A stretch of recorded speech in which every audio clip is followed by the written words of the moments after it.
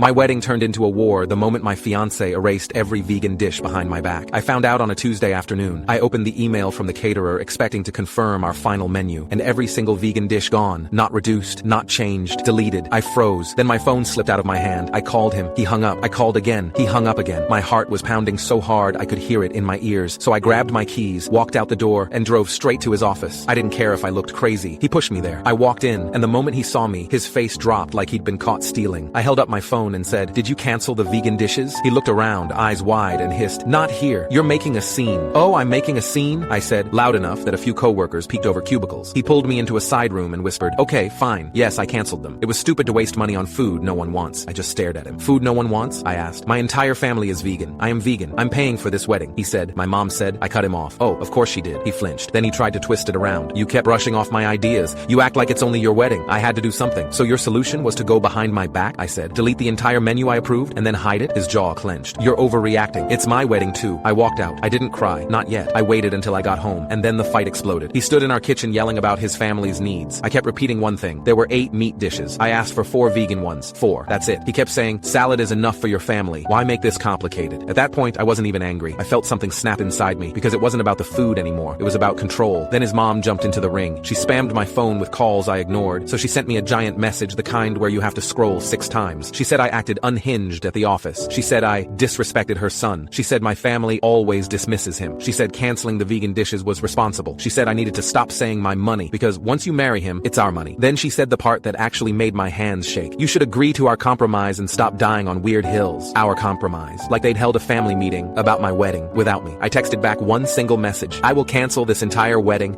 before I marry into a family that treats me like this." 10 seconds later, my fiancé saw it. I know he did, because my phone lit up with his name over and over again. I let it ring. Later that night, he walked through the door, and before he even said a word, I saw it in his face he wasn't sorry. Not even a little. He started with, "You embarrassed me." I just stared at him. "You deleted my family's food." He lifted his hands like I was the problem. "Your parents said they don't even care. Why are you making this a big deal?" "They said that because they don't want to ruin my day," I answered. "Unlike you." He rolled his eyes. "It's not ruining anything. People don't want vegan food." I stepped closer. "I want vegan food. I pay for vegan food. It's my wedding too." He said, "You're being dramatic," and that was it. I grabbed the printed vendor binder, the one we'd spent months working on, and placed it in his hands. "You don't get to plan this wedding anymore," I said. "Not one more detail." He laughed, actually laughed. "You think you can just take over?" I leaned in. "Watch me." He looked stunned, and I could see the anger rising in his face. His jaw clenched, his nostrils flared, and he whispered, "My mom was right about you." I smiled. "She was right about one thing." He blinked. "What?" "This wedding is absolutely getting canceled." He opened his mouth to speak, but I didn't wait. I walked past him, grabbed my keys, and headed for the door. He shouted after me, "Don't you dare walk out." I didn't even turn around. I just said, "Enjoy the meat. I'm done." And I shut the door so hard the walls shook.